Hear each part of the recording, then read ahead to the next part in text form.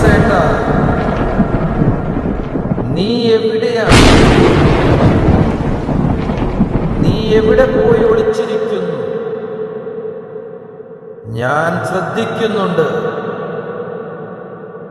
കഴിഞ്ഞ കുറേ ദിവസങ്ങളായി നീ യൂട്യൂബിലും ഫേസ്ബുക്കിലും വീഡിയോ ഇട്ട് ആർമാദിക്കുകയാണല്ലേ?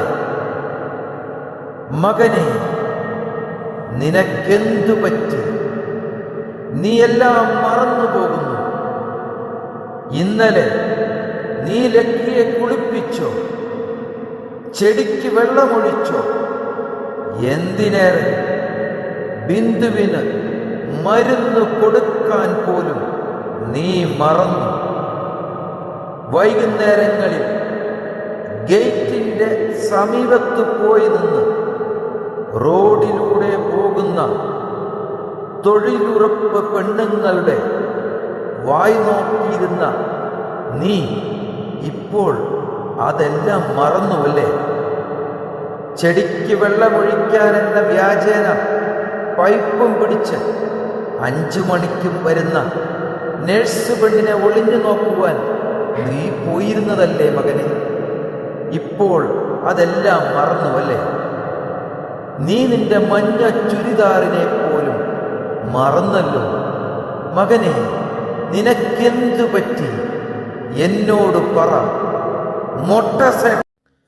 മൊട്ടസേട്ട, എന്നാലും എനിക്ക് നിന്നെ ഇഷ്ടമാടാ. I love U. നീ ഇന്നലെ ഇന്റർവ്യൂ വീഡിയോയിൽ പറഞ്ഞതുപോലെ ഞാൻ നിന്റെ എല്ലാ വീഡിയോസും യൂട്യൂബിലും ഫേസ്ബുക്കിലും വരുന്നത് കാണാറുണ്ട് കേട്ടോ. ഒരു വൺ മാൻ ഷോയാണല്ലേ നിന്റെ. എല്ലാം നീ ഒറ്റയ്ക്ക്. Editing, camera, recording, light boy, direction. എങ്ങനെ സാധിക്കുന്നടാ പൂവേ ഇതൊക്കെ? നീ ആള് മിടുക്കനാടാ. I love you. നിന്റെ വീഡിയോ കണ്ടിട്ട് ലൈക്ക് ചെയ്യാതെയും കമൻറ്റ് ചെയ്യാതെയും പോകുന്നവരെയൊക്കെ ഞാൻ നോട്ട് ചെയ്തിട്ടുണ്ട്. അവരെയൊക്കെ ഞാൻ ഫോൺ വിളിച്ച് സംസാരിച്ചോളാം.